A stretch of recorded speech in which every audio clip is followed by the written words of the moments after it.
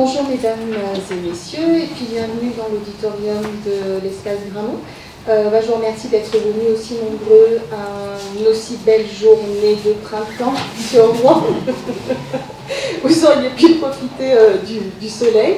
Donc je suis ravie, je suis Christelle Dupietro, directrice des bibliothèques de Rouen. Je suis ravie d'accueillir parmi nous nos deux invités, Hugo Oriot et Florian Forestier. Alors ils vont se présenter un peu plus en détail tous les deux, puis vous expliquer ce qu'ils font. Hugo Oriot est comédien, écrivain et il milite pour les droits des personnes autistes. Florian est philosophe, docteur en philosophie, et il est impliqué par le plan national, dans le grand plan national pour la stratégie pour les personnes autistes. Ils vont développer ça un peu plus. Donc on va avoir une heure et quart de causerie, ensuite il y aura des questions. Éventuellement, si vous avez des questions en cours d'intervention, vous pouvez les solliciter. En fin d'intervention, nous avons des ouvrages d'Hugo Oriot qui sont là, qui sont en vente. Donc profitez-en avec notre partenaire L'Armitière, profitez-en pour les acheter et éventuellement les faire dédicacer par Hugo tant qu'il est parmi nous. Voilà, je vous remercie et puis je vous dis à tout à l'heure. Bonjour, je suis Hugo Oriot et aujourd'hui on va plutôt parler finalement de mon dernier livre, donc Autisme j'accuse, qui est un pamphlet, un peu un état des lieux sur la question de l'autisme d'un point de vue de son traitement politique, institutionnel, spécifiquement en France, et avec un comparatif sur l'international, avec des références sur des études scientifiques, etc. Et donc, c'est-à-dire que la question de l'autisme, ça fait très longtemps que le monde scientifique s'y intéresse. Le monde politique commence à s'y intéresser depuis 5 ans à peu près, 5-10 ans, on commence à en parler beaucoup dans l'espace public. Ça commence à prendre beaucoup de place, alors que c'était plutôt un sujet un peu tabou, du moins qui restait derrière les murs, avec un certain monopole de derrière les murs. Aujourd'hui, on en parle dans la cité. Aujourd'hui, on commence à parler de droit. Le droit des personnes autistes notamment. Et donc dans cet état des lieux, j'ai éprouvé le besoin de, entre guillemets, remettre un petit peu des pendules à l'heure, parce que c'est vrai qu'on parle beaucoup d'autisme dans l'espace public, mais on n'en parle pas forcément de manière pertinente, et voire même des fois de manière préjudiciable. Donc c'est un petit peu compliqué de faire le tri dans tout ça. Déjà, la chose très importante, alors en fonction de qui va vous parler d'autisme, vous entendrez dans la sphère publique des tas de types de discours. Alors la complexité du sujet, c'est qu'à proprement parler, il n'existe pas de définition de l'autisme. En tout cas, celle que vous trouverez classiquement dans le Larousse ou le Petit Robert ne correspond pas du tout à la réalité de la population que l'on décrit comme étant dans le spectre de l'autisme. Si on voit la définition du dictionnaire, donc c'est déni de la réalité, tendance à ne pas écouter les autres et à s'enfermer sur soi. L'autisme, c'est pas du tout ça. Donc certains vous en parleront aussi comme une maladie, mais en général, si vous regardez bien, ils ont des médicaments à vendre, comme par hasard. D'autres vont vous en parler comme une tragédie, un fléau, un handicap, etc. C'est plutôt, donc, pour résumer, une spécificité, une variante développementale du genre humain qui va induire une situation de handicap plus ou moins grande dans un environnement qui, en général, est rarement adapté. Alors la France a une politique assez spéciale par rapport à ça, par rapport à l'autisme et par rapport à tout ce qu'elle va appeler les inadaptés, donc les personnes qui vont connaître une situation de handicap, qu'elle soit handicap moteur, handicap cérébral. Si vous ne correspondez pas à standard, on va vous mettre à part, et donc c'est pour ça qu'en France, on est le pays le plus institutionnalisé au niveau du handicap, c'est-à-dire qu'on est un des pays en Europe qui met le plus d'argent dans le handicap, et pourtant, au regard de l'ONU, par exemple, ou de la Cour européenne des droits de l'homme, on est le pays le plus ghettoisant par rapport à ces populations-là, le moins inclusif. C'est pour ça que la thématique de la société inclusive, d'ailleurs, a fini par ressortir. Et donc, ça, c'est donc le modèle médical du handicap, cette vision qui entraîne ça. Et contrairement à d'autres pays comme les pays scandinaves ou anglo-saxons, où là on est culturellement dans un modèle social du handicap, c'est-à-dire qu'on va estimer que c'est à l'environnement d'être praticable, adapté au maximum de diversité fonctionnelle et cognitive possible. Et que donc la situation de handicap est induite par un environnement inadapté, donc on va davantage travailler à permettre à l'environnement d'être apte à pouvoir valoriser les personnes dans leurs différences pour pouvoir s'accomplir au sein de la cité. Tandis que nous, on est plutôt dans une culture axée sur la charité et plutôt un enfermement au mieux dans une sorte d'assistanat permanent et au pire dans une exclusion et une institutionnalisation. Et donc la population autiste est vraiment concernée par tout cela, et donc j'ai dressé donc un état des lieux là-dedans, et mes deux autres livres sont eux sur le registre autobiographique. L'Empereur c'est moi, c'est mon enfance, et puis le carnet d'un imposteur, c'est la suite. Voilà, et je passe la parole à mon ami pour se présenter. Merci. Je pense qu'on aura sûrement l'occasion de revenir sur l'absence de définition, mais ce que recouvre en tout cas l'idée de spectre autistique. Mais pour rebondir sur ce qu'a dit Hugo, je pense que pour bien comprendre, avant même de comprendre de quoi on parle quand on parle d'autisme, il faut bien comprendre la spécificité de la situation française, qui est liée à plusieurs choses. Alors, la première chose, c'est ce qu'Hugo a dit, c'est que la France est un pays dont le modèle est traditionnellement, en ce qui concerne le handicap, un modèle médical, et qui plus est, un pays qui a en général beaucoup de difficultés à admettre un certain nombre de particularités, donc un pays avec un taux d'institutionnalisation très très fort. Beaucoup plus de personnes qui, dans d'autres pays, pourraient être accompagnées pour vivre de manière plus autonome dans un milieu plus ordinaire, ne le sont pas en France, pour un certain nombre de raisons sur lesquelles on reviendra. Ça, c'est quelque chose de très général, qui va très au-delà de l'autisme.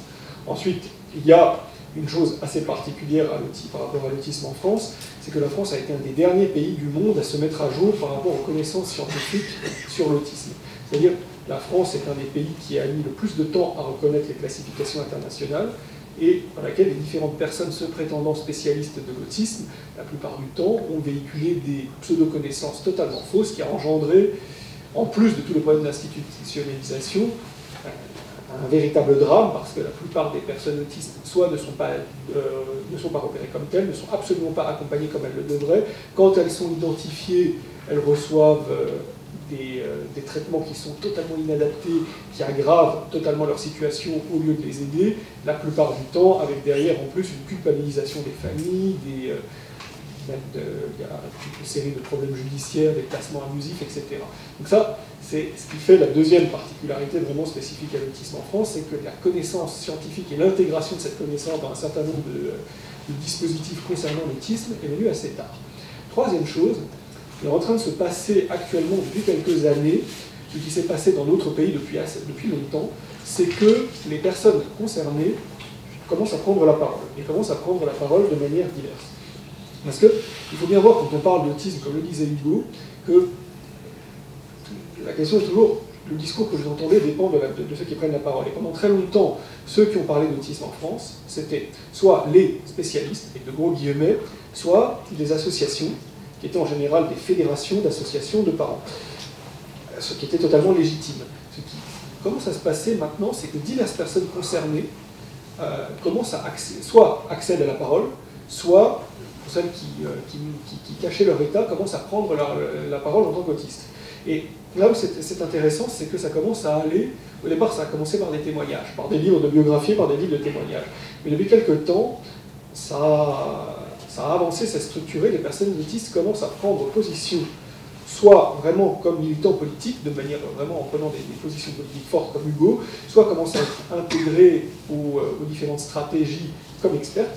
Moi, c'est ce qui a été mon cas. J'ai un doctorat en philosophie, mais j'ai un diagnostic aussi, et j'ai été intégré à ce qu'on appelle la stratégie nationale autisme, mais vraiment dans un groupe d'experts pour participer à l'élaboration des objectifs de la politique nationale en termes de recherche. Bon, pour vous donner un peu quelques idées. La stratégie nationale autisme, c'est c'est quelque chose qu'on a décidé d'appeler stratégie nationale pour ne plus l'appeler plan, parce que ça faisait plus nouveau monde et plus disruptif, mais c'est exactement la même chose. Comme on s'est rendu compte au début des années 2000 que la France était dans une situation catastrophique par rapport à l'autisme, les pouvoirs publics ont décidé de mettre en place des plans successifs pour bâtir un ensemble de dispositifs. Et donc il y a eu 3 plans, et puis là, on est arrivé au 4e. Le 4e, qui donc s'appelle plus plan, a été caractérisé par une chose, c'est qu'un certain nombre de personnes concernées, ils ont vraiment été intégrés individuellement, non pas comme représentants d'associations, non pas donc comme témoins, mais vraiment comme personnes faisant partie des groupes de travail, pour pouvoir vraiment se prononcer, participer à la discussion sur les différentes discussions. Et les discussions concernaient les questions de scolarisation, elles concernaient la question des adultes et des parcours pour les adultes, jusqu'à l'emploi, elles concernaient les questions des accompagnements, de l'aide aux familles, et elles concernaient la recherche. Et moi, donc, j'étais spécifiquement, je faisais partie de la communication qui parlait de la recherche. Et là où c'est intéressant, c'est que, au départ, j'ai été intégré dans ce groupe-là parce que j'avais un diagnostic. Mais ce groupe de recherche était censé être un groupe interdisciplinaire. Mais un groupe interdisciplinaire dans lequel il y avait des biologistes, des généticiens, des biologistes, des médecins, des biologistes. Donc, sachant que normalement la demande formulée par le président de la République lui-même était d'avoir un traitement interdisciplinaire de l'autisme, une compréhension interdisciplinaire, mais avec un groupe constitué qu'avec vraiment une orientation très très très décidée. Il s'est trouvé que moi, j'étais en même temps docteur en philosophie. Donc j'ai pu prendre en charge, avec un certain nombre d'autres, les propositions pour aborder la question de l'autisme sous un angle qui soit aussi un angle social, qui soit un angle anthropologique, qui soit un angle philosophique, éthique, qui soit un angle éducatif. En disant, la question de l'autisme, ce n'est pas seulement une question de marqueurs génétiques, ce n'est pas seulement une question d'IRM, d'études de structure cérébrale, alors c'est important, mais c'est aussi un problème social. D'abord, même, et de multiples dimensions. D'abord parce que les personnes autistes vivent comme toutes les autres en société.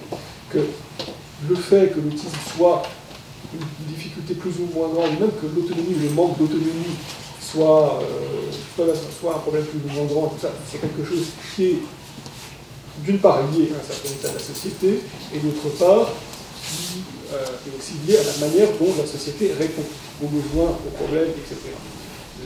Les trajectoires même individuelles, la manière dont les personnes autistes vont dans des situations de handicap plus ou moins lourdes, pas la manière dont les trajectoires bifurquent, parce que c'est quelque chose de très intéressant dans l'autisme, c'est que vous avez des individus très très similaires qui ont des trajectoires extrêmement divergentes. L'un va s'intégrer, va faire des études supérieures, pas forcément être plus heureux, mais il va faire des études. Un autre qui ressemblait vraiment, à un moment donné, pour une raison qu'on n'identifie pas très bien, va bifurquer au point d'être en institution, d'être sous camisole chimique, etc. Essayer d'avoir une compréhension de ça, qui soit vraiment une compréhension contextuelle et sociale, c'est très important. Comprendre la genèse des représentations, la manière dont les représentations sur l'autisme se forment, et l'interaction qu'il y a entre les représentations que la société construit de l'autisme et la manière dont on se réfère aux personnes autistes. Autre problème sociologique, la question de l'entrecroisement de l'autisme avec d'autres caractéristiques. Une personne autiste, elle n'est pas seulement autiste. C'est un homme ou c'est une femme ou autre chose. Elle vient d'un certain milieu social, elle a des orientations sexuelles, il y a toutes sortes de caractéristiques qui viennent se mêler, et ces caractéristiques-là, elles ont un impact extrêmement fort. L'autisme, ce n'est pas quelque chose d'isolé. Et c'est d'autant moins isolé que c'est quelque chose qui affecte et agit de manière très très générale sur les comportements, sur l'attitude, sur la façon dont on agit. Donc ce n'est pas quelque chose qui est isolable de l'ensemble des caractéristiques sociales. Donc, premièrement, donc, vraiment orienter des recherches sur ça. Deuxièmement aussi, arrêter d'avoir un regard seulement médical, en essayant de comprendre le fonctionnement purement cérébral, mais en laboratoire, en se disant les personnes autistes, ce sont d'abord des personnes. Donc ce sont des personnes qui vivent dans le monde réel. Les scientifiques disent en conditions écologiques. Donc au lieu de considérer les personnes autistes comme des sujets de laboratoire, il faut réussir à comprendre comment elles interagissent, comment elles agissent, comment elles se comportent dans le monde réel. Et pour ça, encore, il faut avoir un petit glissement pour ne plus avoir un tout génétique ou un tout IRM, etc. Et essayer au contraire de construire des dispositifs de recherche permettant vraiment de comprendre comment une personne autiste apprend ou n'apprend pas, qu'est-ce qui va constituer à un moment donné un obstacle à l'apprentissage, avoir une bien meilleure compréhension en fait de ce qui fait la spécificité de l'autisme. Parce que j'en arrive enfin là. Comme le disait Hugo tout à l'heure, on n'a pas de définition de l'autisme. Ce qu'on a, d'une part, c'est le fait que l'autisme est un spectre, que l'ensemble de ce spectre a des éléments, présente des éléments extérieurs communs. C'est des critères diagnostiques, c'est maintenant ce que c'est la diade autistique, on appelle ça. D'une part, ce sont les comportements ou intérêts, certains disent restreints, moi je préfère dire spécifiques. Le premier volet, c'est ça. Et alors, ça peut vraiment, c'est soit, ça peut être des comportements compulsifs à l'intérêt particulier pour un sujet dans lequel on devient expert. Et le deuxième volet, c'est tout ce qu'on appelle les troubles de la communication sociale. C'est-à-dire qu'on a une manière particulière d'interagir et de s'exprimer. Et là encore, ça peut prendre des formes extrêmement diverses, puisqu'une bonne partie des autistes ne parlent pas, ce qui ne veut pas dire qu'ils n'ont pas le langage. Mais ça, ce sont les signes extérieurs. Mais c'est les signes par lesquels on repère qu'une personne est autiste. Ce n'est pas du tout la définition de l'autisme, et on considère qu'en réalité, ce sont des conséquences assez lointaines, simplement visibles, de la réalité du fonctionnement. Ensuite, toute la question, c'est de mieux comprendre la réalité de ce fonctionnement. Pourquoi est-ce qu'on parle de spectre autistique? Parce qu'on se dit que ces critères extérieurs, en réalité, renvoient à un certain nombre de caractéristiques communes plus profondes. Ces caractéristiques, elles ont des bases génétiques. Ça, c'est repéré. Et elles ont des bases génétiques multiples, mais ensuite, ces bases génétiques multiples ont un effet commun dans la manière dont se structure le cerveau. Ça, c'est repéré aussi. Grosso modo, l'autisme, on appelle ça une trajectoire développementale et une trajectoire en particulier de structuration cérébrale. Les synapses ne se constituent pas de la même façon, donc le cerveau n'a pas la même organisation. Donc, il ne traite pas les choses de la même manière. Ce ne sont pas les mêmes zones qui servent à apprendre le langage. Voilà. Ça, c'est à peu près ce qui permet, c'est à peu près les éléments communs. Ensuite, en quoi est-ce que, quel est le lien entre ces quelques éléments communs et la réalité vraiment du fonctionnement des personnes, de ce qui fait que dans certains cas c'est un handicap, dans certains cas lourd, dans certains cas moins, on est encore dans une zone un peu d'ombre. Donc vraiment toute la question maintenant c'est de comprendre beaucoup mieux pourquoi ces particularités-là, comment ces particularités-là engendrent un certain type de comportement, engendrent en dessous des comportements des modes de fonctionnement ou des modes d'apprentissage particuliers qui parfois conduisent à des situations de handicap, qui parfois conduisent même à des situations de handicap extrêmement lourdes, parfois pas du tout, c'est-à-dire de comprendre vraiment la nature, en fait, l'interaction entre cette particularité un peu physiologique et un environnement qui est à la base des trajets individuels.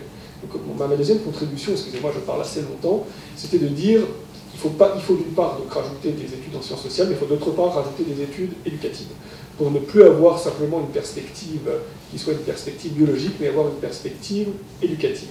Et je rajoute une chose, parce que, un peu paradoxalement, on sait pour l'autisme ce qui ne marche pas, on sait que tout ce qui est psychanalyse, etc., n'a absolument aucune pertinence et n'est pas recommandé, mais on a encore assez peu d'indications sur ce qui aide vraiment les personnes.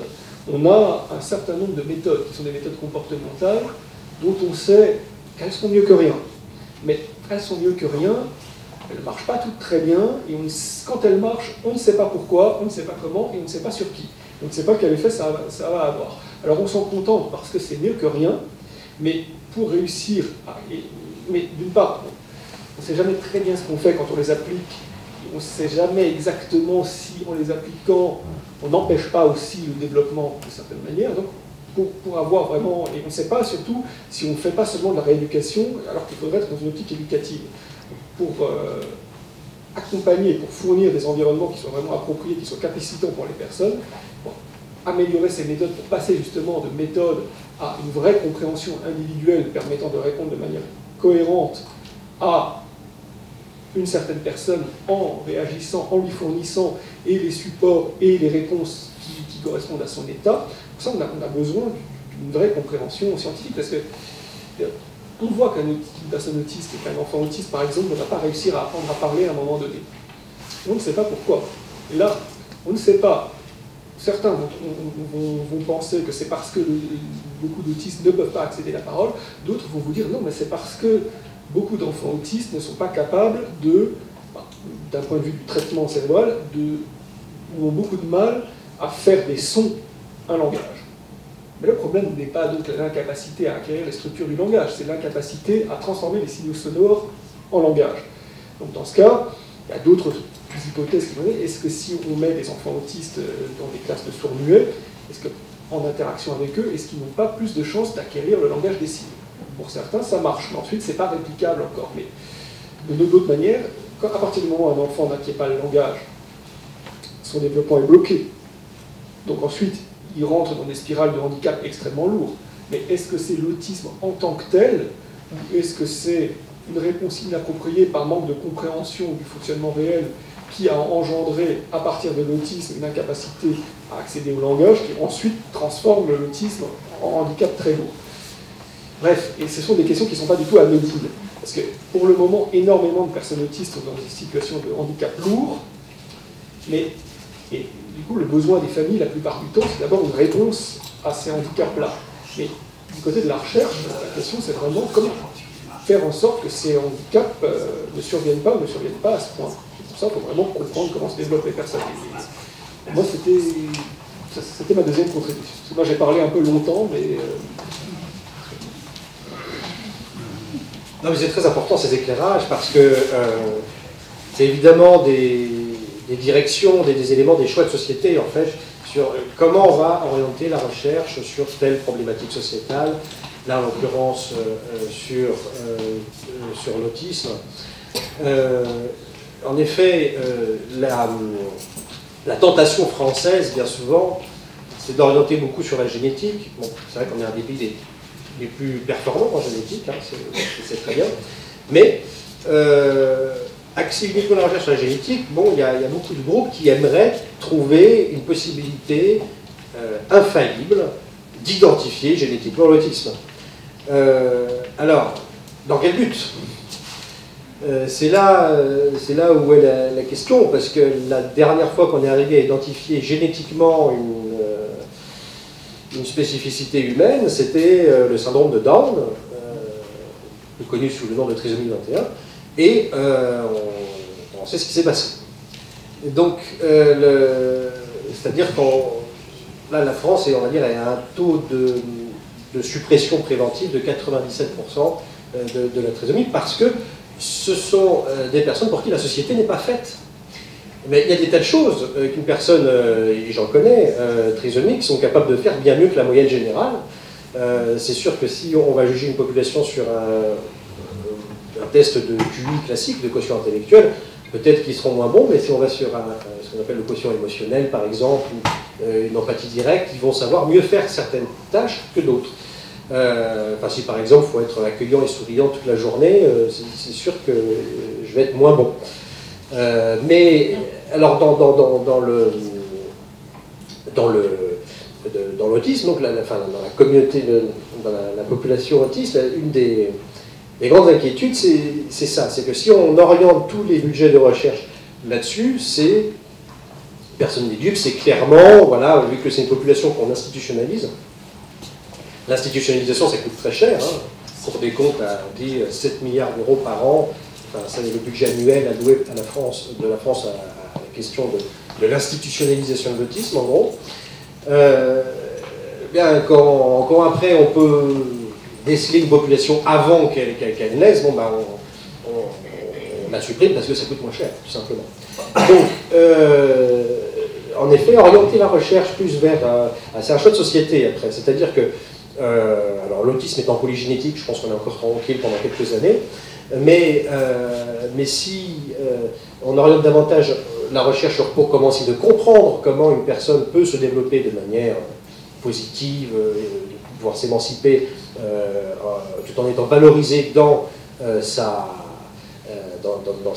différence, là on peut arriver à améliorer les choses. Parce que même si on en apprend plus par la génétique sur les origines de l'autisme, ça ne va pas améliorer la vie d'un tel ou d'une telle qui est autiste à l'école, ou ça ne fera pas grand-chose de plus dans le quotidien des personnes. Tandis que bon, d'essayer d'orienter la recherche sur comment une personne va arriver à se développer de manière favorable dans la société, là, c'est un projet de société humaniste. Donc, en gros, il y a, bon, c'est un peu schématique, mais c'est l'orientation du choix de société. Veut-on aller vers un monde ultra-normatif et donc à terme eugéniste, ou, c'est un peu bienvenu à Gattaca, hein, qui est assez d'actualité, ou alors veut-on aller vers un monde humaniste. Donc là, il y a deux pans dans la recherche aussi qui s'affrontent au niveau international là-dessus.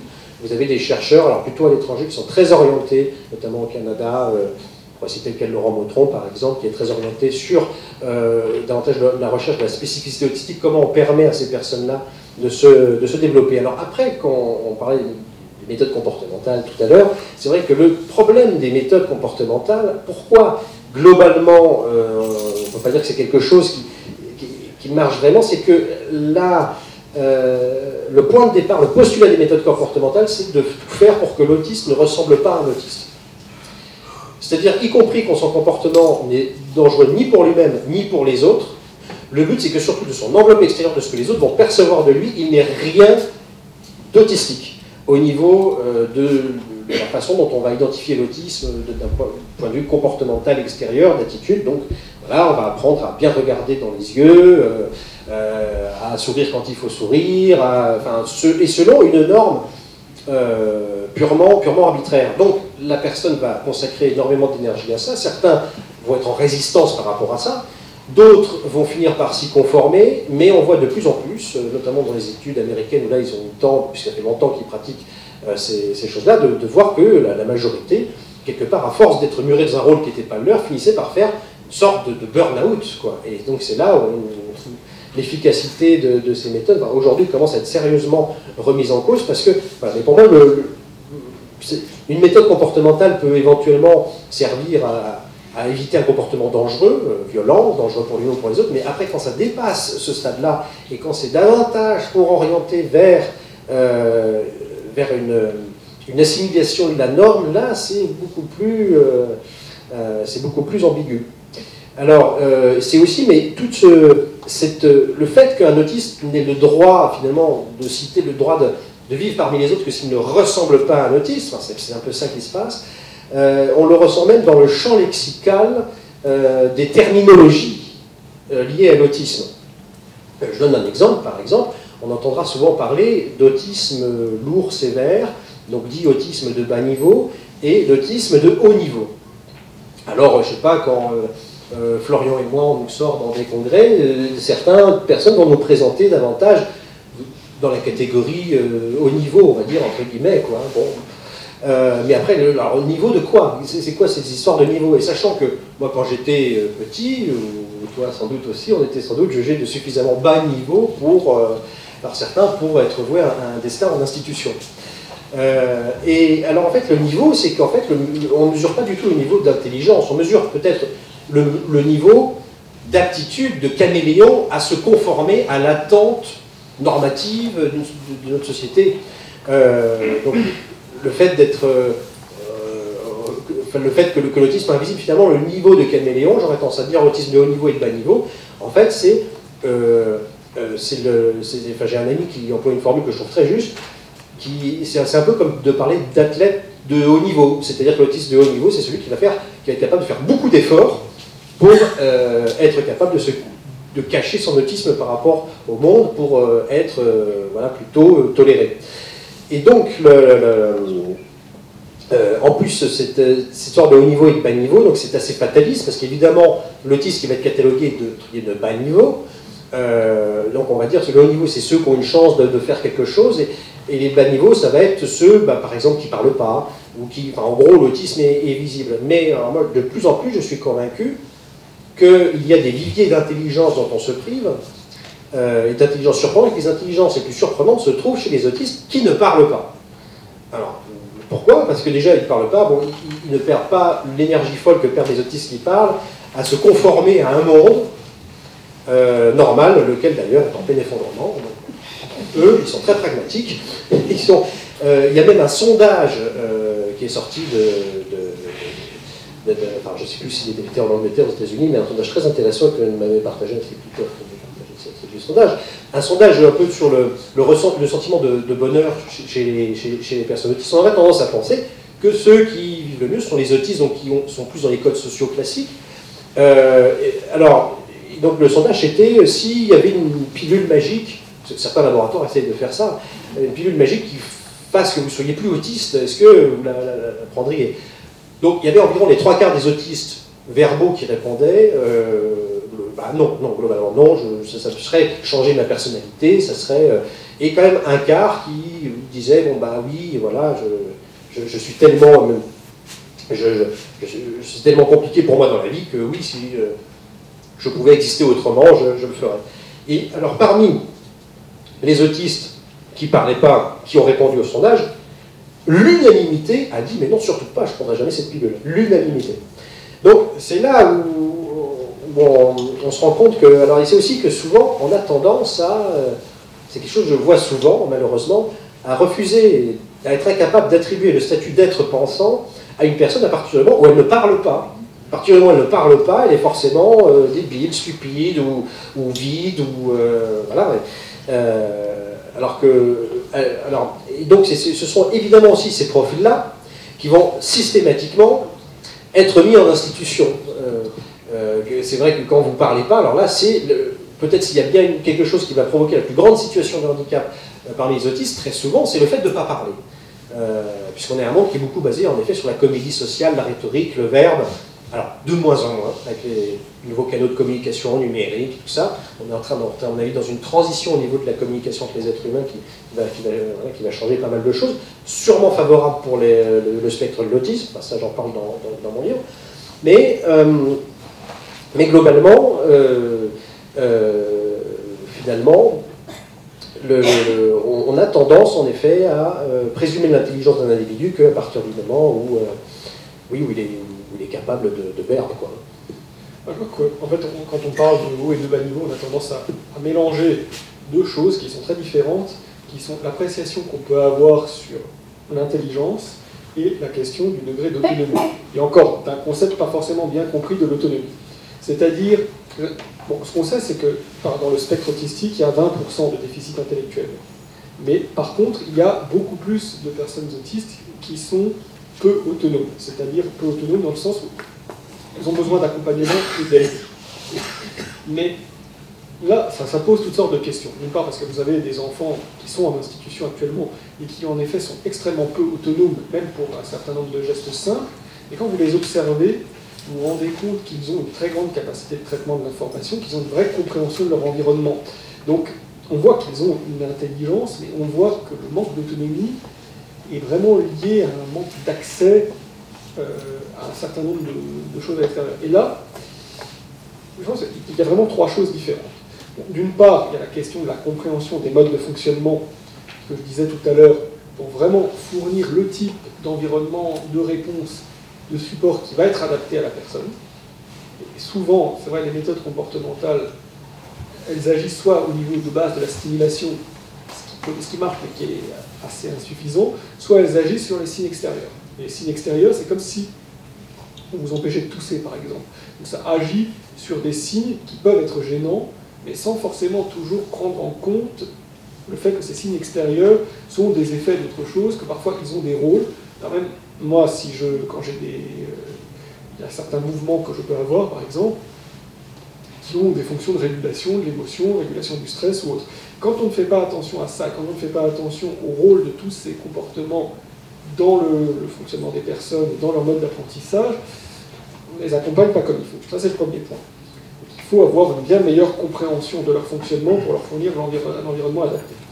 Deuxième point, il y a une vraie question à se poser entre le type d'adaptation qu'on demande aux personnes et le type d'adaptation de l'environnement. D'une part, il faut que les personnes aient un environnement plus approprié, et il faut aussi se demander quel type d'adaptation l'environnement peut demander à la personne autiste, et quel type d'adaptation n'est pas nécessaire. Il y a un certain nombre de choses dont on peut se dire que les personnes autistes, il n'est pas forcément nécessaire d'obliger les personnes autistes à changer certains traits comportementaux, ou qu'il n'est pas nécessaire que ces traits changent dans l'ordre qui est normalement admis du développement dans l'éducation. C'est-à-dire, il est tout à fait possible qu'un certain nombre de personnes aient besoin de se développer dans un autre ordre, qu'elles sachent faire un certain nombre de choses avant certaines autres, alors même que normalement, dans leur tranche d'âge, ça ne se passe pas comme ça. Il y a ce deuxième point qui est vraiment la question de qu'est-ce qui, dans l'adaptation est vraiment indispensable, important pour la personne, pour sa propre autonomie, et qu'est-ce qui vient au contraire de la société et de contraintes et de normes sociales. Deuxième point. Je pense que le troisième point est philosophique, c'est le concept même d'autonomie. Qu'est-ce que ça veut dire être autonome? Parce que finalement, je pense que beaucoup de malentendus par rapport à la question de l'autisme viennent aussi du fait que quand on entend autonomie, on a une conception très superficielle de l'autonomie qui est un peu celle de l'individu libéral, souverain, qui fait tout lui-même, qui décide de tout lui-même par rapport à sa vie. Or, d'une part, personne n'est comme ça. Personne n'est autonome, aucun d'entre nous n'est autonome. L'électricité s'arrête. Vous avez lu le ravage de Barjavel, on est tous morts en très peu de temps. Aucun humain n'est autonome par principe. Nous sommes des êtres sociaux, socio-historiques même. Et donc, l'autonomie, c'est, j'ai envie de dire, la capacité de se projeter. Ça doit être vraiment compris philosophiquement comme la capacité de se projeter dans le type de vie qu'on a envie de vivre. C'est pas la capacité à décider de tout et à prendre tout en charge, tout ce qui nous concerne tout le temps. Moi, je ne me sens pas plus autonome de pouvoir arbitrer sur le prix des billets de train, sur plein de choses. C'est pas parce que je peux décider d'absolument tous les détails de vie quotidienne qui me concernent que je suis plus autonome. À partir du moment où on a cette compréhension plus générale de l'autonomie, de se projeter vers le type de vie qui nous concerne, on a aussi une autre appréciation de ce que veut dire vivre une vie autonome pour une personne autiste. Et une personne peut se projeter pour se projeter dans le type de vie dont elle a besoin, avoir besoin d'un accompagnement quotidien pour de l'organisation, pour de l'aide à un certain nombre de choses, parce que ces tâches-là seraient extrêmement lourdes, par exemple, parce que ces tâches-là, soit seraient très difficiles, soit prendraient à la personne énormément d'énergie qu'elle peut beaucoup plus efficacement mettre ailleurs. Donc, l'autonomie pour une personne autiste, ça peut être d'avoir de l'accompagnement quotidien pour un certain nombre de choses, parce que ça lui donnera plus de marge pour faire autre chose. Et l'autonomie, c'est pas nécessairement, plus généralement, même l'autonomie, c'est pas la souveraineté permanente sur soi. Je pense que, et quand on comprend l'autonomie comme ça, on a aussi une autre conception par rapport à ce qu'on appelle le mouvement de désinstitutionnalisation. Donc ça, comme le disait Hugo, la France est le pays le plus institutionnalisé d'Europe. C'est-à-dire qu'il y a le plus de personnes autistes, mais pas seulement internées. Il y a 300 000 personnes en France internées, hein, c'est 5 fois plus que les prisonniers. Or, le mot désinstitutionnalisation fait peur, parce que le mot désinstitutionnalisation, il est compris comme suppression des structures, et donc on met les personnes à la rue. Parce qu'on considère que les personnes qui sont en institution ne sont pas capables d'être autonomes au sens que la société libérale actuelle entend. Or, vous avez des gens qui vont dire si elles étaient accompagnées, elles le pourraient. Moi, je pense qu'il faut voir ça différent. En effet, il y a un certain type d'autonomie qui est celui promu par la société actuelle, qui est difficile d'accès pour beaucoup de gens. Mais c'est peut-être parce que ce concept d'autonomie-là, c'est un concept qui est fallacieux. Et que beaucoup de personnes, dans un autre type d'organisation sociale, avec d'autres types d'aide et d'entraide, pourraient être vraiment mis en capacité de décider du type de vie qu'elles veulent vivre et de vie qui les concerne. Et donc, je pense qu'il faut entendre le mouvement de désinstitutionnalisation, pas comme on supprime les institutions et on fait rentrer toutes les personnes dans un droit commun qui est lui-même de plus en plus aliénant, mais on essaie de réfléchir, à partir même de ces institutions, la manière de les faire évaluer pour devenir des espaces que les personnes se réapproprient, pour reconquérir une autonomie qui ne soit pas une autonomie aliénée. Parce que, moi je pense qu'il y a quelque chose de très intéressant dans l'autisme, mais au-delà de l'autisme, dans le handicap, c'est qu'on a une société qui est en situation de double bind. D'un côté, on veut que la société soit inclusive, de l'autre côté, la société a un mode de fonctionnement qui est normatif exigeant, et normatif exigeant vraiment au sens des comportements, au sens de la réactivité, au sens de la capacité en permanence de planifier tout et n'importe quoi, qui en fait génère beaucoup plus de situations de handicap que les sociétés auparavant. Parce qu'il faut être capable de tenir un certain rythme, un certain cadre, qui en plus est un cadre totalement standardisé. Il y a beaucoup moins de niches qu'avant, il y a beaucoup moins d'endroits qu'avant pour pouvoir vivre de manière différente. Chacun doit vivre en se prenant lui-même en charge. Alors que nous sommes des êtres sociaux, l'entraide directe est quelque chose qui a beaucoup moins lu. L'exemple classique, c'est l'exemple moi, je trouve très amusant, c'est ce qui se passe actuellement dans le système scolaire. D'un côté, on veut une école inclusive, donc on veut que l'école puisse accueillir de plus en plus de différences. De l'autre côté, on met en place une sélection algorithmique et Parcoursup. Donc, quand on a mis Parcoursup en place, on s'est rendu compte ensuite que Parcoursup, ça écrémait tous les handicaps. Or, le projet du ministre, par ailleurs, c'est l'école inclusive. Donc il a été obligé de mettre plein d'exceptions, de catégories qui ne rentreraient pas dans Parcoursup. Sauf que, du coup, pour être inclusif, vous êtes obligé de créer des catégories annexes. Donc vous n'êtes pas du tout inclusif. Mais à un moment donné, je pense que la question de base qui est posée, c'est comment bloquer un peu cette évolution générale de la société qui est atrocement normative et qui va générer de plus en plus d'exclusion, de plus en plus de handicap, de plus en plus de personnes qui ne pourront pas suivre. Et comment inventer un autre type de fonctionnement. Et c'est pour ça que quand on dit l'autisme une chance pour la société, parce que ça fait partie des différences qui invitent vraiment à envisager d'autres modes de fonctionnement social. Est-ce qu'on a un début de piste justement pour acquérir ce que vous dites là, pour éduquer, pour acquérir justement des voies possibles pour les personnes en situation? Est-ce qu'on a des réponses? Est-ce qu'on commence à avoir des réponses? En fait, il y a des éléments comparatifs au niveau européen. Au niveau européen, la Suède, par exemple, a une politique radicalement différente par rapport aux populations en situation de handicap. C'est-à-dire que chez nous, par exemple, le budget pour institutionnaliser un autiste dans un IME, ça va être environ 40 à 50 000 euros par an. Ça va coûter ça donc, à la société. En Suède, il y a une évaluation de vos besoins et en fait l'argent est donné directement aux familles. Donc, et qui après choisissent comment s'entourer, qui savent très bien le faire pour que leur enfant puisse être en milieu ordinaire en Suède. Et donc en Suède aussi, on ne peut pas mettre votre enfant en institut spécialisé ou décider de le faire sans l'accord des parents. En France, une fois que vous êtes étiqueté autiste ou quelque chose et qu'on estime que vous allez dans un établissement spécialisé, vous avez une notification NDPH qui le dit, l'école vous renvoie alors qu'elle n'a pas le droit, enfin vous empêche d'y aller, et si vous vous opposez à ça, on peut vous poursuivre au tribunal pour défaut de soins. Donc c'est très différent comme état d'esprit. Donc moi, je serais très partisan, mais c'est un bouleversement institutionnel et culturel total. Hein. Donc je pense que les 40 000 euros pour interner un autiste, enfin, on donnerait les 2/3 de cette somme directement aux familles, elles sauraient très bien se débrouiller, et ainsi la personne aussi en situation de handicap devient l'employeur de ces aidants, des personnes qui vont l'aider, et donc n'est pas mise dans une position de tutelle par rapport à un organisme qui va gérer l'argent et qui va, selon sa disponibilité, la disponibilité personnelle, lui attribuer ci ou ça, enfin un service très standardisé. Donc voilà, moi je suis assez, je m'intéresse en ce moment pas mal au modèle suédois par rapport à ça. Après je pense qu'il faut vraiment étudier ça au niveau européen, établir, alors je me suis exprimé il n'y a pas longtemps, j'étais invité au comité économique et social européen, alors sur une autre question qui était liée à la cybersécurité, mais en grosso modo la question de l'emploi.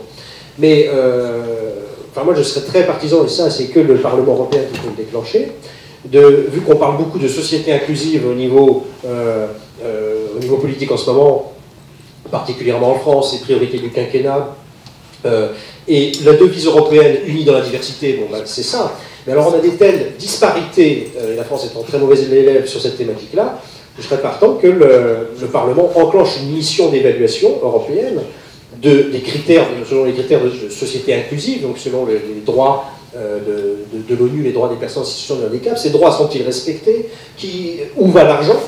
Puisque là, on a quand même un rapport de la Cour des comptes pour l'autisme qui a pointé 7 milliards par an dans des instituts inadaptés. C'est formulé comme ça, mais on n'a pas été capable de voir exactement encore où étaient vraiment les fonds. Enfin, c'est vous dire.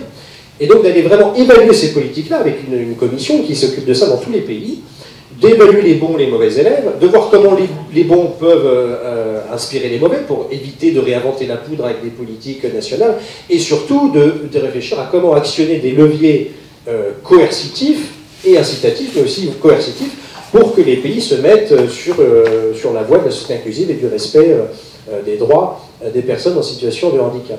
Et pour moi, c'est quelque chose qui ne peut que se faire au niveau de l'Europe, pour le coup, et avec une autorité européenne dessus, parce que la France toute seule est tellement dans un logiciel culturel que le mieux qu'on va pouvoir faire éventuellement, c'est réinventer la poudre et tenter des choses que d'autres ont tentées avant nous, mais qui n'ont pas fonctionné, ou rester dans une éternelle culture de dispositifs, comme je disais tout à l'heure, qui crée des exceptions ensuite, hein, et avec des choses où c'est écrit inclusif sur le papier, mais dans les faits, ça devient finalement très complexe. Donc pour moi, la solution est clairement clairement sur l'inspiration européenne de ce que font les autres. Alors, il y a aussi encore beaucoup d'exploration à faire dans ce domaine. Alors il y a beaucoup d'ouvrages très intéressants. Enfin, je sais tout à l'heure, par exemple, le professeur Laurent Bautron sur autisme et une autre intelligence, où là il explique bien en fait de comment on a tendance à appréhender une personne différente par rapport à ce qu'elle ne sait pas faire par rapport à un groupe. Or, on ne se fixe pas du tout sur les qualités, sur les avantages. Je donne un exemple. Une personne autiste, un enfant dans le spectre de l'autisme qui a une mémoire visuelle très bonne, donc qui est capable de retenir au niveau spatial toute la configuration d'un espace. En y étant allé très peu de temps, il peut vous dire exactement combien il y a de chaises dans mettons un profil comme ça. Voilà. Et donc il va dans sa chambre, il y a des Legos, et on le ramène dans sa chambre, après l'avoir sorti, et il y a une pièce de Lego qui a bougé. Et donc il va faire une crise.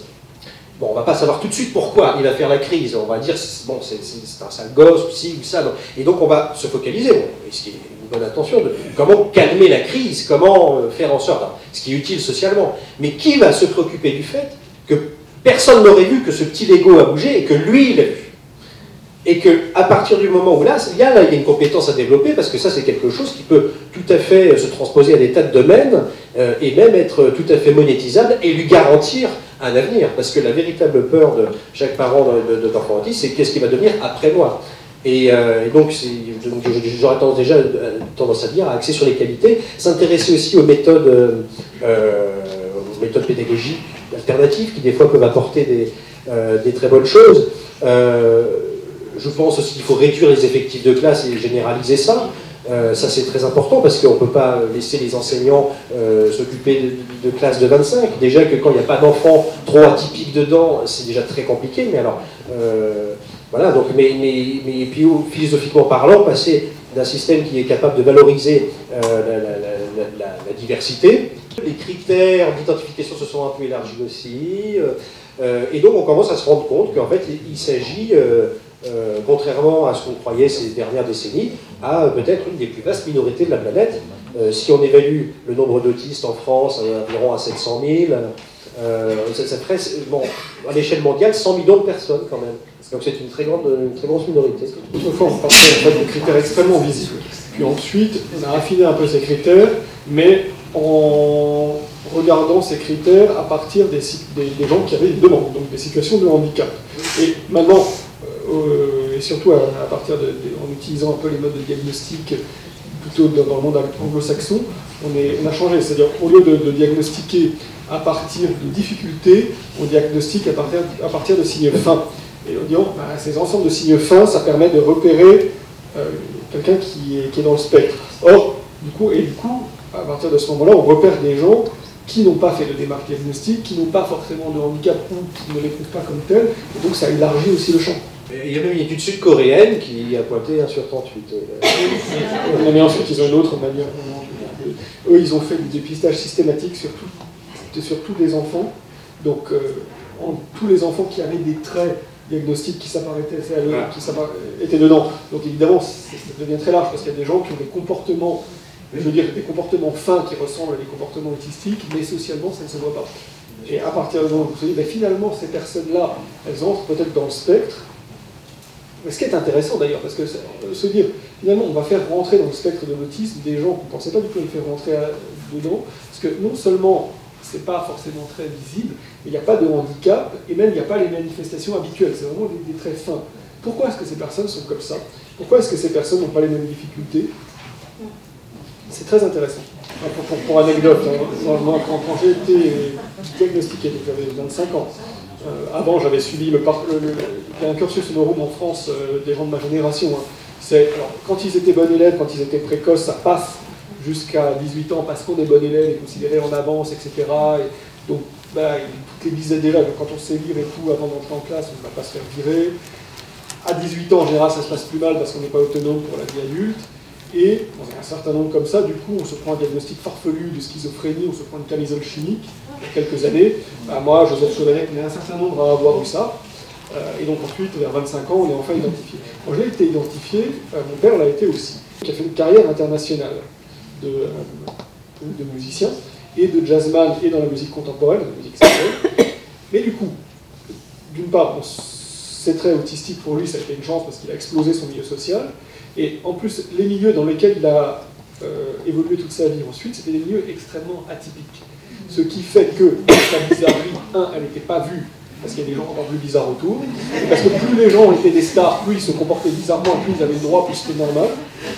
Et ce qui fait que même moi, quand j'étais très petit, j'entendais en permanence parler des gens qui étaient considérés comme les plus géniaux, et c'était en même temps aussi en permanence lié aux anecdotes, des trucs complètement invraisemblables qu'ils faisaient. La typicité était pas mal vue, et la mienne, elle n'inquiétait pas trop, parce que ça voulait, lui aussi, ça serait un artiste plus tard. Bon voilà, c'était juste une remarque.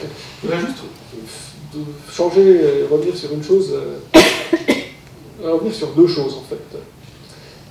D'abord par rapport à l'école.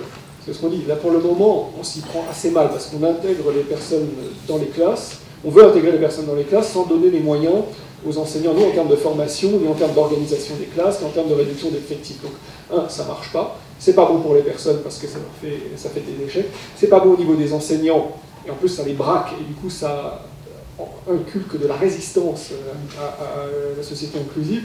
C'est une très mauvaise solution. Et c'est une très mauvaise solution, mais la situation actuelle de faible taux de scolarisation, à 20% des personnes autistes sont scolarisées en France, cette situation-là, elle a elle-même de très très graves répercussions, parce que, grosso modo, vous avez beaucoup d'enfants qui, avec un meilleur accompagnement, de meilleurs aménagements, pourraient être scolarisés en milieu ordinaire. Beaucoup de ces enfants ne le sont pas. Donc ils se retrouvent dans des structures inadaptées. Et donc vous avez dans des IME, dans des structures comme ça, vous avez des enfants qui ne sont pas du tout adaptés, parce que la plupart du temps, il n'y a absolument pas de problème ni de déficit intellectuel ni de quoi que ce soit. En plus, l'IME, même le contexte de l'IME, complètement mauvais pour eux d'un point de vue sensoriel, d'un point de vue de l'environnement, etc. Et en plus, d'autres enfants autistes qui, eux, ont des besoins d'accompagnement plus lourds, du coup, n'ont plus de place dans les IME. Les places étant prises par des enfants qui sont moins lourdement handicapés. Du coup, ceux qui pourraient bénéficier de ce type de structure ne trouvent pas place. Et du coup, ceux qui ont le plus besoin d'accompagnement se trouvent sans solution. Et donc les parents militent pour exiger la création de nouvelles places. Et en fait, il y en a des places. Seulement, le problème, c'est qu'à partir du moment où il n'y a pas une politique convenable permettant d'accompagner ceux qui vraiment le pourraient vers l'école, tout est décalé. Beaucoup de gens se retrouvent dans les institutions alors qu'ils ne devraient pas. Et finalement, ceux qui ont plus besoin d'aide se retrouvent sans aide. C'est vraiment une situation catastrophique. Et en plus, ça entretient le cercle vicieux, puisque ceux qui n'ont pas d'aide, du coup, demandent de nouvelles places au lieu de demander qu'on aide à la scolarisation. Alors que si on aide les autres à la scolarisation, et forcément, ça engendrera un cercle vertueux et les places, entre guillemets, se libéreront. Deuxième chose, il faudra aussi faire évoluer les institutions même dans lesquelles sont ces places. Mais ça, c'est un autre sujet, on en a déjà parlé. Voilà, je vais vous poser une question, vous allez répondre et je vous expliquerai pourquoi je vous la pose. Est-ce que vous êtes allé en Chine? Oui. D'accord. Oui, Est-ce que en fait, quand j'y étais allé, j'ai compris que, alors ce qui me semble, alors je vais parler de manière générale, ils sont plus en retard sur le domaine du handicap général. Est-ce que c'est vrai ou est-ce que j'ai mal compris ou est-ce que, je voudrais savoir ce que vous en pensez. Je peux vous dire ce que j'en pense globalement. La Chine, c'est un espèce d'empire d'1,4 milliard de personnes dans lequel la politique de l'enfant unique est venue interagir avec des problématiques culturelles locales. Normalement, dans la culture traditionnelle chinoise, les enfants prennent en charge les parents. Quand vous avez une politique d'enfant unique et que vous avez un enfant handicapé, l'enfant handicapé souvent risque de ne pas pouvoir prendre en charge les parents. Donc déjà, ça fait que la naissance d'un enfant handicapé est une catastrophe, donc on le tue. Donc oui, ensuite, la civilisation chinoise, actuellement, elle est violente, parce que voilà, elle est dans une transition extrêmement rapide dans l'entrée vers le capitalisme sauvage de manière assez dictatoriale, et ça, c'est accompagné par des mesures de contrôle social, en utilisant les réseaux sociaux, en mobilisant tous les outils numériques possibles pour réguler les comportements des gens, pour que les gens intériorisent des contraintes sociales, parce qu'on n'a pas eu le temps. Ce qui s'est passé dans d'autres sociétés en 150 ans, là, ça se passe en 10 ans. Donc il faut que les gens intériorisent très très rapidement de nouveaux modes de comportement. On n'a pas le temps de le faire en douceur, donc brutalement par l'autorité et par le contrôle social, par les réseaux sociaux. Donc évidemment, la différence ne passe pas si bien. Maintenant, en même temps, c'est un... Moi, je vais vous donner un truc qui n'a rien à voir. Mais, je pensais à la Chine pour tout à fait autre chose. Moi, j'y étais avec un ami qui, lui, n'est absolument pas autiste. Et c'était extrêmement intéressant de voir nos réactions à tous les deux. Parce que, grosso modo, quand vous allez en Chine, et surtout quand vous n'allez pas à Shanghai, mais quand vous allez, même ne serait-ce qu'à Pékin, rien n'est écrit en autre chose qu'en caractère chinois, tout le monde s'en fout de vous, en plus, tous les touristes eux-mêmes sont chinois, enfin, chaque ville est à la taille de la France, vous êtes perdu et perdu. Lui, il n'avait absolument pas l'habitude d'être perdu, parce que partout où il voyageait d'habitude, il s'y retrouvait, il y avait un certain nombre d'habitudes, il y avait un certain nombre d'instincts, il y avait un certain nombre d'automatismes.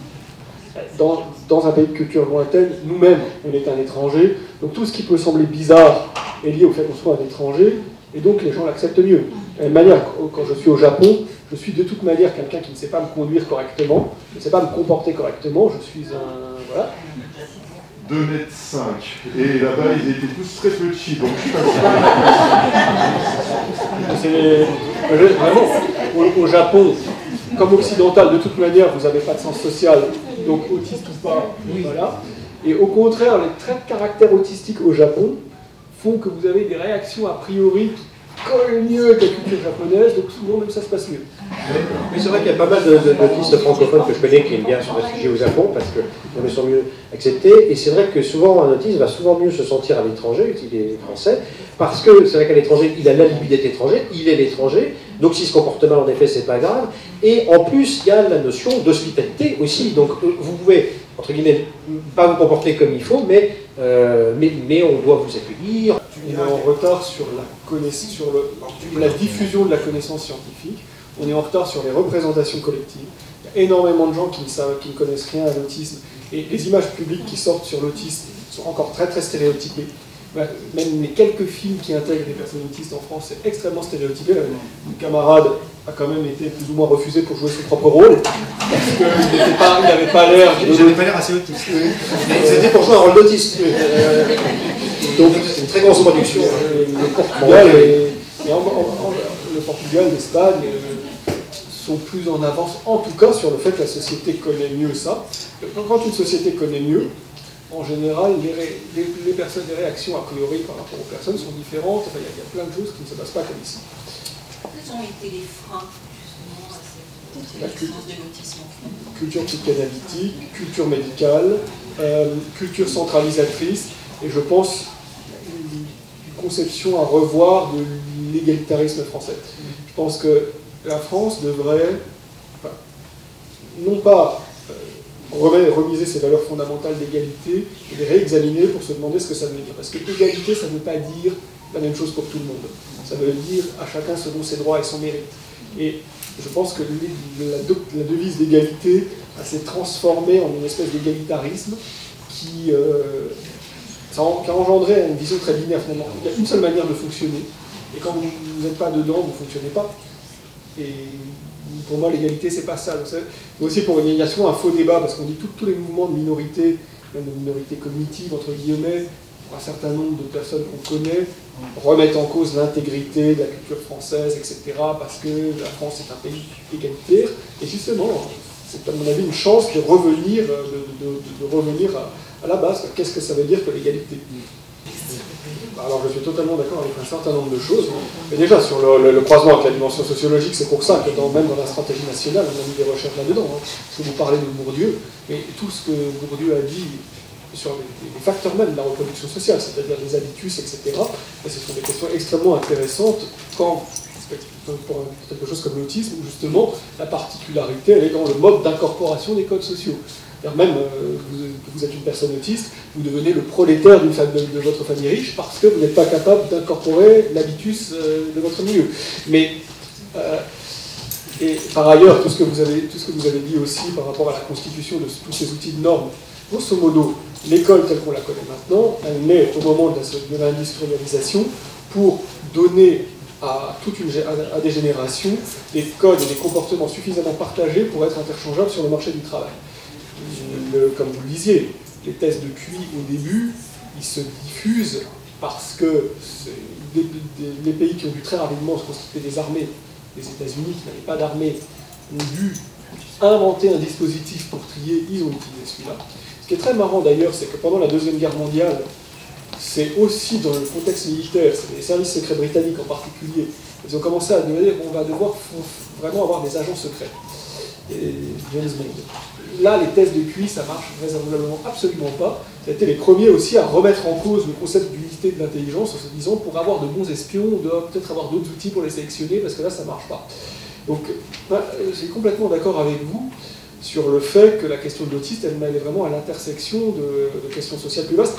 J'aurais tendance à dire la question de l'autisme, justement, elle permet aussi de reprendre ces dossiers-là. C'est une occasion de les retraiter différemment.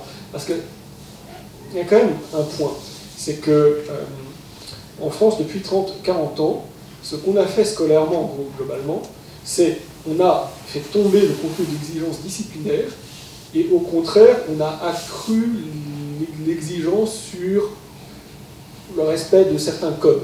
C'est-à-dire, on vous laisse passer facilement en classe supérieure si vous ne savez pas lire, si vous ne savez pas faire ceci, cela, mais par contre, si vous ne savez pas faire...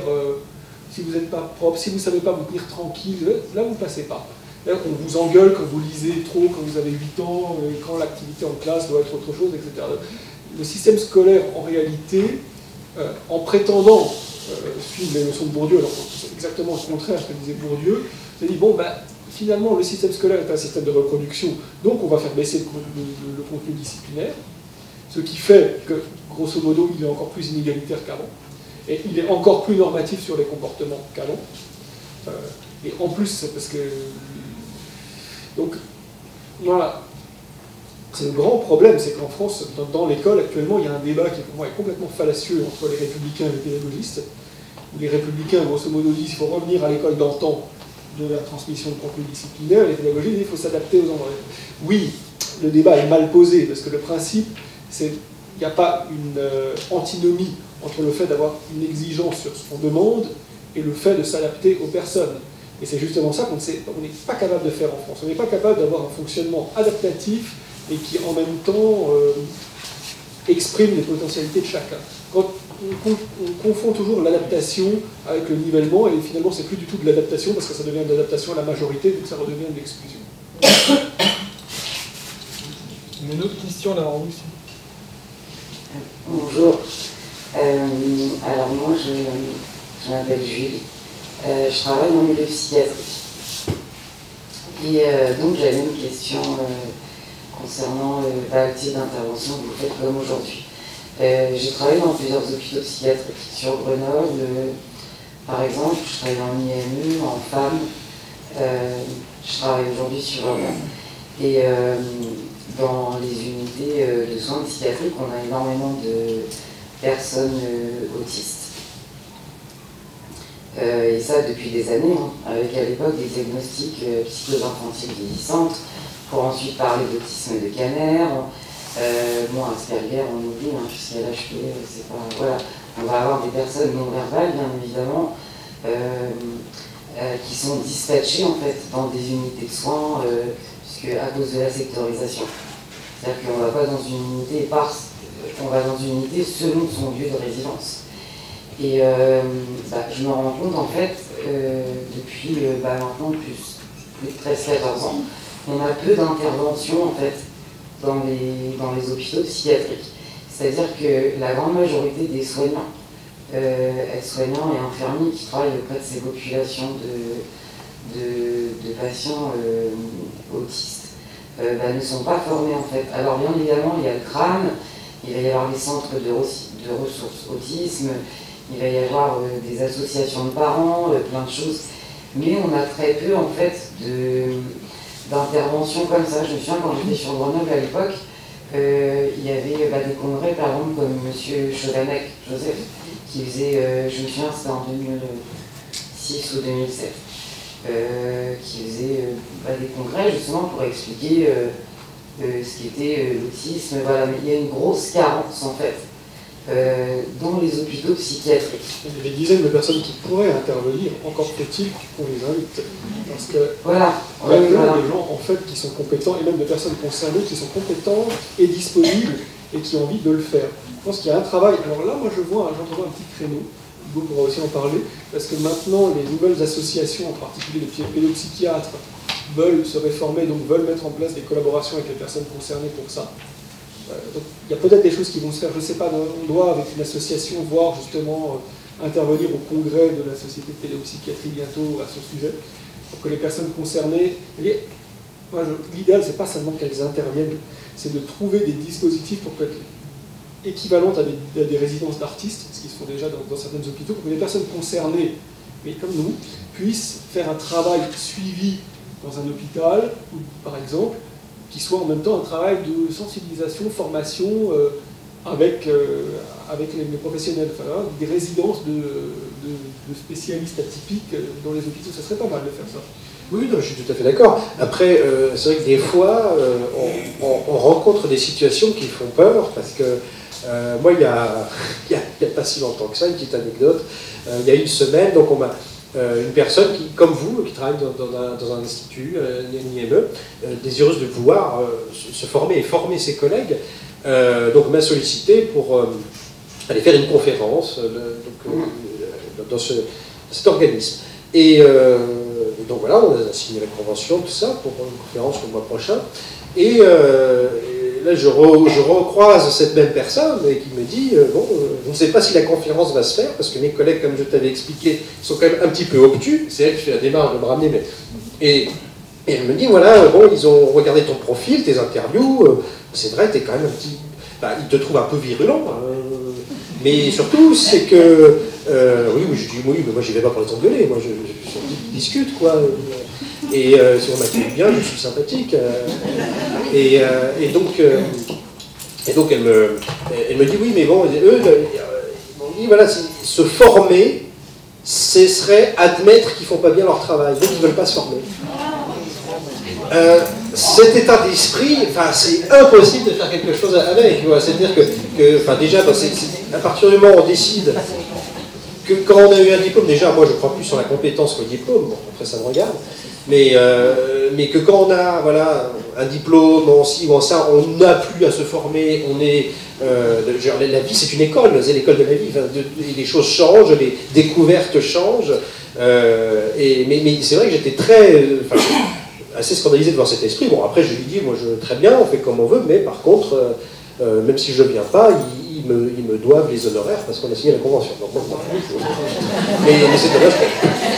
Je voudrais juste rajouter une chose, parce que je pense qu'il faut des interventions aussi dans le milieu scolaire.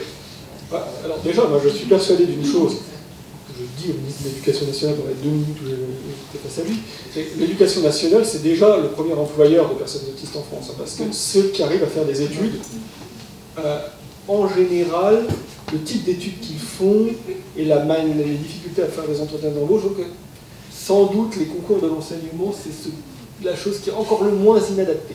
Donc il y a en fait beaucoup de profils Asperger enseignants, et la plupart du temps ça se passe très mal.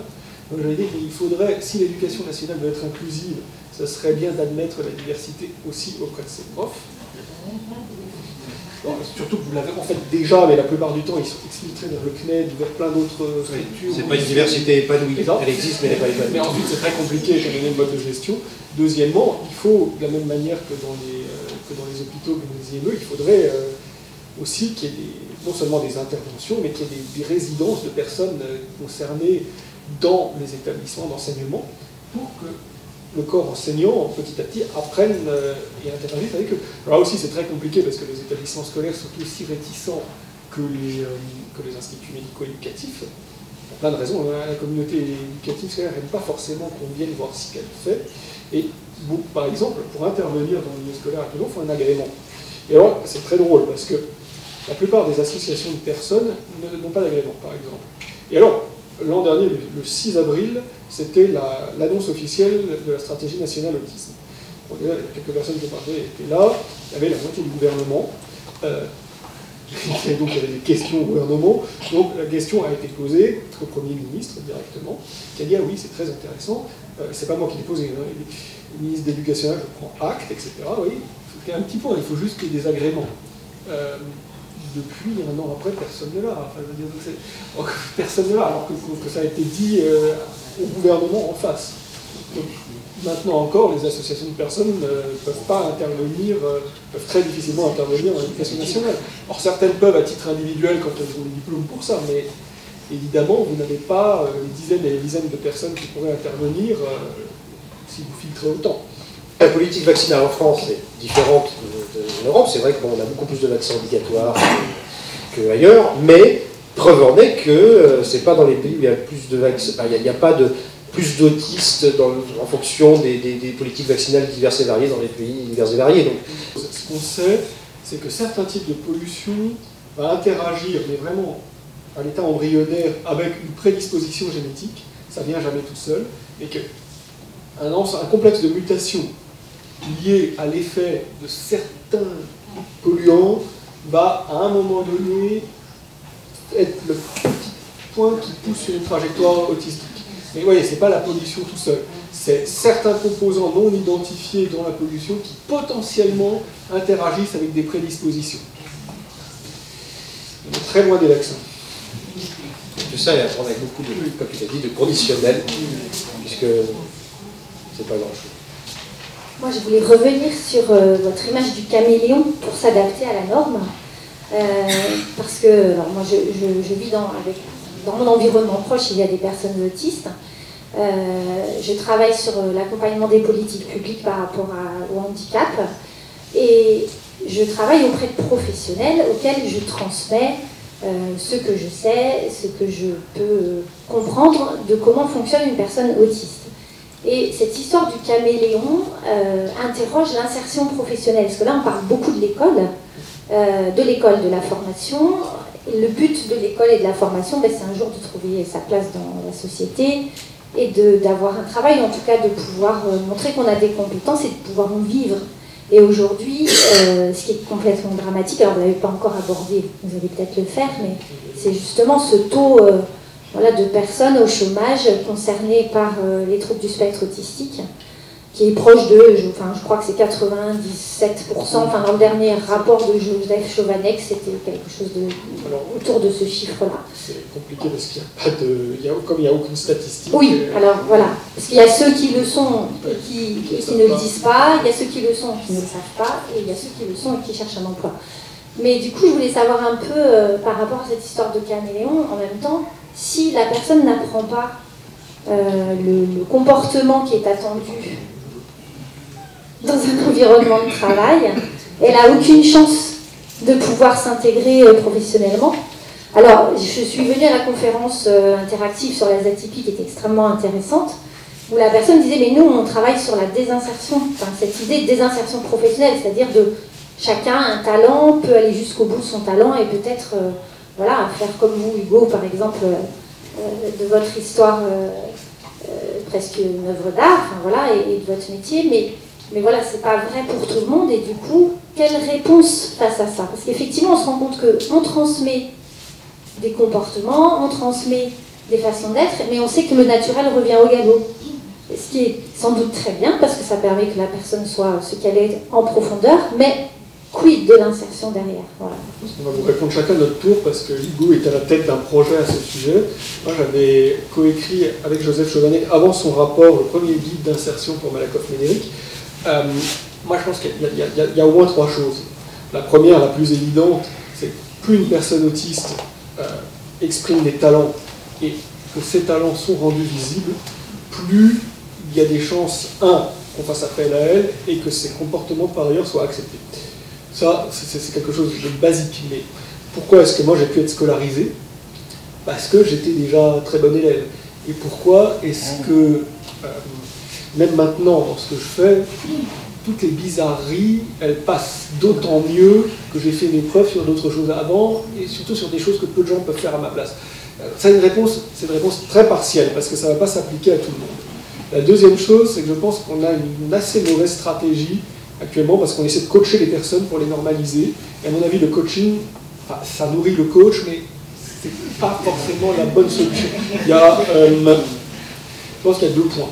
Le premier point, c'est que je pense qu'il faut vraiment exploiter au maximum les nouvelles formes d'emploi. Il faut exploiter les nouvelles formes d'emploi et de connexion à l'emploi. Je pense qu'il y a énormément de personnes autistes qui peuvent développer une compétence professionnelle très forte, qui se sentent très bien dans un environnement d'un peu de semi-indépendance. Et je pense que ça, tous les outils numériques et autres le permettent. Et donc, vraiment, et surtout qu'il y a beaucoup d'emplois, beaucoup de choses que les personnes autistes savent et aiment bien faire, que ce soit de la traduction ou autre, qui sont très faisables comme ça. Moi, je suis pour le développement d'initiatives de type plateforme, mais pas sur le modèle d'Uber, mais de plateformes de type d'insertion qui permettent de supporter le travail indépendant de ces personnes-là et en même temps d'apporter un support collectif derrière. Parce que ça a plusieurs avantages. D'une part, ça permet à ces personnes de se développer professionnellement comme elles l'entendent, de valider petit à petit des compétences et de faire suffisamment leurs preuves ensuite pour qu'une transition se fasse dans de meilleures conditions. Ça, c'est la première chose. La deuxième chose, c'est vraiment l'évolution des modes d'organisation, parce que, là encore, on parle d'inclusion tout à l'heure. Je connais un certain nombre de responsables dans de grandes entreprises.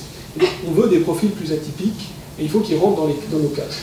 Grosso modo, j'ai discuté avec des responsables de grands groupes. Il y a un type qui est un numéro 3 d'un groupe du CAC 40 qui me dit, bon, il y a quand même un problème dans ce groupe, c'est que les critères de recrutement sont tels que maintenant, j'aurais plus le droit d'être recruté. Et la mission handicap de ce groupe, elle voulait absolument intégrer des gens différents.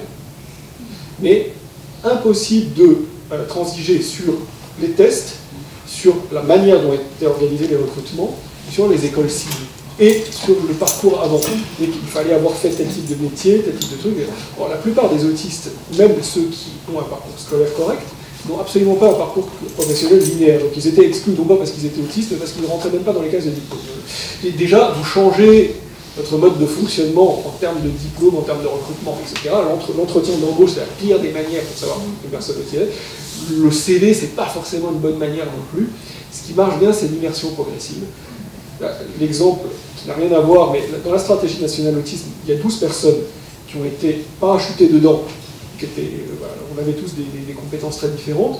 On a travaillé avec la haute administration, avec des membres du gouvernement, avec les associations et avec les scientifiques, chacun à notre façon, pour coélaborer le plan. On n'avait pas de fonction, on n'était pas dans une situation hiérarchique. On a appris des uns des autres. On a appris un peu petit à petit à interagir avec un énorque, c'est marrant, des scientifiques, avec un atelier et vice-versa. Eux aussi ont appris de nous. Cette espèce d'acclimatation réciproque, ça nous a permis, moi ça m'a permis de beaucoup mieux savoir quoi faire, parce que finalement on a eu une vue générale qu'on n'aurait jamais eue si on avait été employé. Les autres ont mieux appris à nous comprendre aussi, finalement on a pu trouver des places. Donc je me dis, ce type d'entrée dans l'emploi, c'est pas mal, parce que on fait des expériences, on apprend des choses d'une manière où on n'est pas encore évalué, et où on peut informellement, comme ça, petit à petit, trouver sa place. Ensuite, il y a une autre chose, c'est que je pense que les organisations, elles ont créé des cases totalement individuelles, d'individus interchangeables. Alors, ce qui devrait fonctionner, c'est de ne pas avoir des individus interchangeables, mais d'avoir des groupes. En se disant, ce qui est important, c'est pas ce que fait la personne, c'est l'apport que la présence de la personne a sur l'ensemble d'un groupe. Alors, on sait que le handicap, en tant que tel, même indépendamment de ce que fait la personne handicapée, c'est un facteur, ne serait-ce que d'amélioration de l'organisation, parce que ça oblige à mettre plein de choses à plat, etc. Je pense que, mais ça c'est vraiment pour moi, c'est une utopie comme telle. Je pense que idéalement, il faudrait promouvoir des modes d'organisation qui soient moins segmentés, où on constitue plus des postes adaptés vraiment au profil des personnes, en privilégiant un mode de fonctionnement suffisamment collectif pour ne pas être dans ce système de cases et de pression. Et en fait, on s'aperçoit que les résistances par rapport à ça, elles sont plus culturelles, plus structurelles, plus politiques que vraiment efficaces. Parce qu'une entreprise peut gagner autant d'argent comme ça, voire plus comme ça. D'ailleurs, dans certaines entreprises qui gagnent énormément, ça marche. Au niveau de l'organisation, c'est pas moins efficace. Par contre, tous les gens qui ont le pouvoir et tous les gens qui se sont auto-reproduits dans leur profil à la tête de l'organisation, à la moitié de l'organisation, parce que souvent la tête est volontaire pour changer, tous ceux qui sont en train de grimper ne veulent pas, eux résistent. Mais moi, il faut un changement d'organisation. promouvoir par l'exemple et par des petits exemples des modes d'organisation alternatifs qui font leur preuve. Et Hugo va vous en donner un exemple tout de suite. Oui, alors d'ailleurs je suis l'heureux parrain d'un projet d'école numérique solidaire à Dinard, qui va ouvrir ses portes en septembre prochain pour la première promotion. Donc là, on est en train de composer l'équipe pédagogique, on va commencer le recrutement bientôt. La particularité de cette formation, c'est qu'elle va s'adresser à des personnes plutôt en difficulté, et sur ces promos de 15 personnes, il y en aura au moins 5 qui seront dédiés à des profils atypiques, autistes en particulier, avec un diagnostic. Mais on ne va pas faire des bulles d'autistes, hein, c'est-à-dire que le but c'est justement de faire marcher la complémentarité, la diversité, donc il n'y aura pas que des autistes, il y en aura donc 5 officiellement, après les autres n'auront pas forcément de diagnostic, ne seront pas forcément autistes, et donc on va travailler en partenariat avec aussi bien des partenaires privés que des agences gouvernementales qui sont déjà très, très volontaires pour le projet, et formé en fonction d'un cahier des charges qui va être élaboré par les besoins actuels dans le numérique, en cybersécurité, en intelligence artificielle, où là il y a une demande énorme, une pénurie de main-d'œuvre énorme, et une recherche de profils atypiques, parce qu'on se rend compte que les personnes qui sont bonnes là-dedans, c'est pas forcément les personnes qui sont meilleures dans la comédie sociale ou l'entretien d'embauche, qui elles vont faire de très bons commerciaux ou de très bons diplomates, mais c'est pas forcément ces profils-là en général qui vont être performants dans les nouvelles tâches numériques aujourd'hui, et qui sont encore de nouveaux métiers qui vont se créer. Et là, il y a une porte d'entrée peut-être pour certains profils atypiques qui aujourd'hui sont marginalisés. Comme le dit Hugo, c'est vraiment important là-dedans, on ne parle pas que de profils rares de type informaticien. Le but, c'est d'aider des personnes qui ne parlent pas, qui ont vraiment des profils beaucoup plus atypiques. Et c'est vraiment des personnes qui maintenant sont dans des institutions, soit dans des femmes, soit dans des choses comme ça, mais quand on les observe, c'est quelqu'un qui sait extraordinairement bien dessiner, qui a une capacité de repérage dans l'espace extraordinaire, dont on sent en fait qu'ils savent, qu'ils aiment faire un certain nombre de choses, et qu'il faut leur donner la possibilité de le faire. Moi j'aimerais bien, à moins que quelqu'un me remarque, moi j'aimerais bien faire un peu une petite remarque qu'on est plusieurs à faire souvent, c'est que j'ai l'impression que les sociétés au cours de l'histoire, elles ont toujours gardé des espaces un peu à leur marge. Et dans ces espaces-là, les gens différents, vraiment différents au sens très fort, avaient une place. Alors dans certaines sociétés, on appelle ça les chamans. Dans nos sociétés, quand vous regardez, il y a pu y avoir les monastères, il y a pu y avoir l'art à un moment donné. Et quand vous regardez, même historiquement, les témoignages un peu sur le web, vous vous rendez compte que les profils, parmi les types de personnes que vous trouviez dans les monastères, au Moyen-Âge, dans les ateliers d'artistes à la Renaissance, puis ensuite musiciens ou poètes au XIXe siècle, vous en avez beaucoup qui ont des traits comportementaux, des manières de réagir qui ressemblent beaucoup à des traits diagnostiques autistes. Et ce qui est très très amusant, c'est de voir comment ces espaces, qui étaient un peu l'endroit où la société se change, enfin interroge un peu ses marges, ça peut être les monastères, l'art, etc. Ça migre. Ça a été les scientifiques au début du XXe siècle, et puis des gens comme Einstein ont des profils qu'on a tendance à assimiler, à mon avis, un peu vite, mais il y avait beaucoup de bizarreries à un moment donné chez les scientifiques. C'était le grand espace, les universités où on laissait les gens être bizarres, puis c'est passé ailleurs. Dans les années 70, vous avez eu la création de la Silicon Valley, où c'est pareil, vous avez un énorme lot de personnes extrêmement atypiques et marginales qui ont été là, puis ensuite le secteur s'est créé, ça s'est normalisé.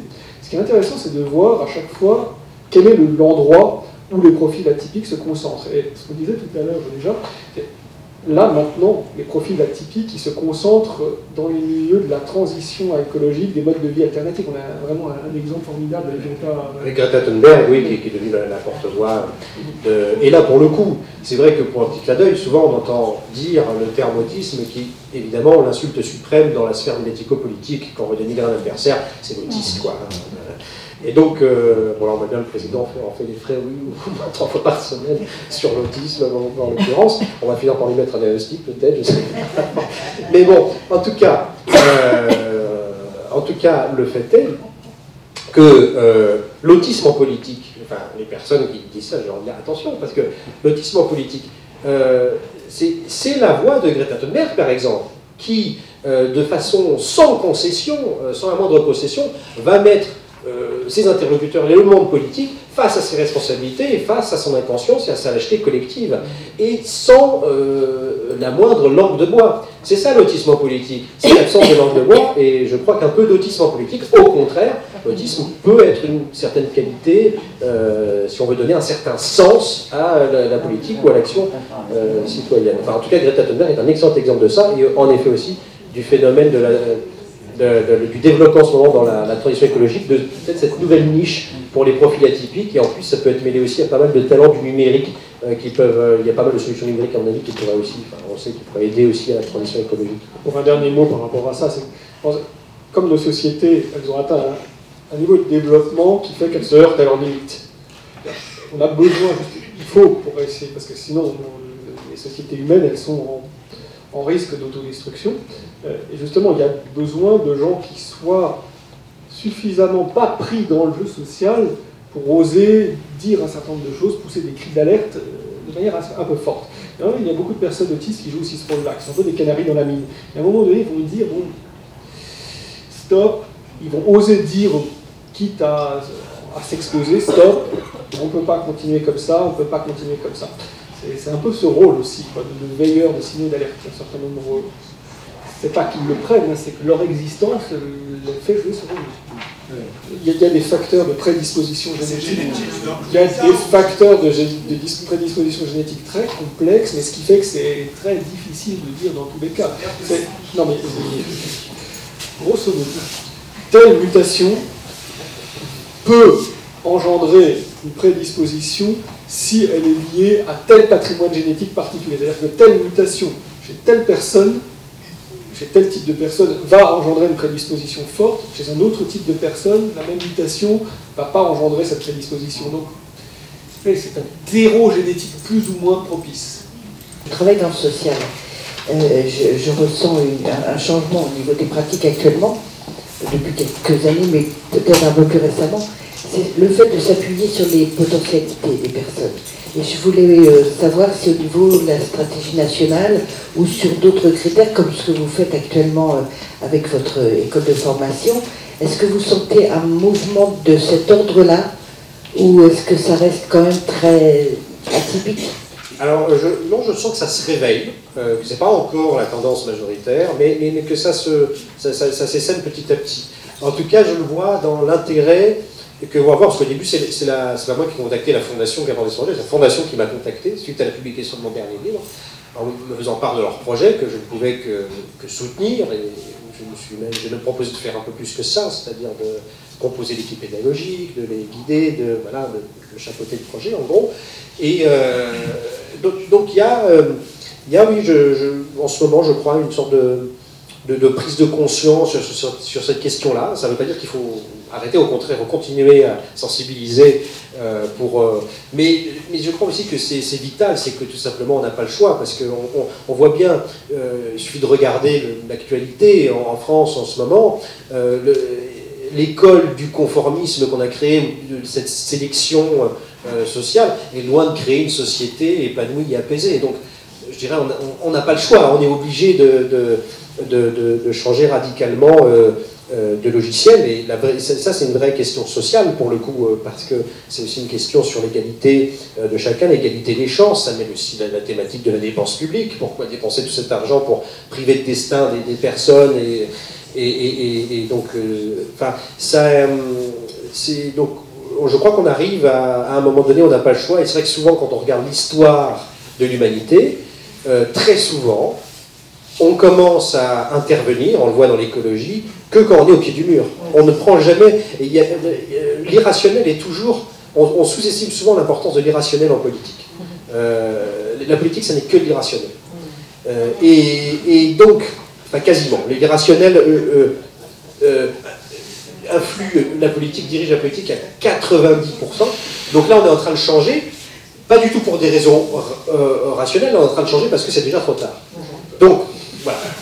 Donc là, on doit changer. Donc oui, c'est pour ça que ça va changer. Pourquoi ? Parce que c'est trop tard, on a trop traîné. Donc oui, ça va. C'est la raison pour laquelle on va s'orienter vers, je l'espère, une société beaucoup plus inclusive, se poser enfin les bonnes questions, Et puis pour transposer ça à l'écologie aussi. Il y a ce que dit Hugo ce que les prospectivistes appellent des signaux faibles. Dans la stratégie nationale, par exemple, ça fait partie normalement des critères de financement des projets de recherche que les personnes y soient associées, non pas comme cobayes, mais comme des concepteurs. Ensuite, c'est ce qui a été décidé au niveau du ministère. Est-ce que les équipes de recherche, les universités et les hôpitaux vont jouer le jeu ou pas? Là, il y a un gros travail à faire encore, mais il y a quand même une graine. On va voir si elle va germer. Est-ce que c'est le mot de la fin? Est-ce que vous avez encore quelque chose La à conclusion, rajouter? c'est La conclusion, ouais. agissons, il est urgent d'agir parce qu'il est trop tard. Moi, j'ai envie de dire, il y a un concept, il y a un mot de Joseph Chovanec qui est très bon, c'est il faut de la biodiversité sociale. Si la société n'accueille pas la diversité, comme tout milieu qui se simplifie, elle meurt. Oui, non, c'est vrai.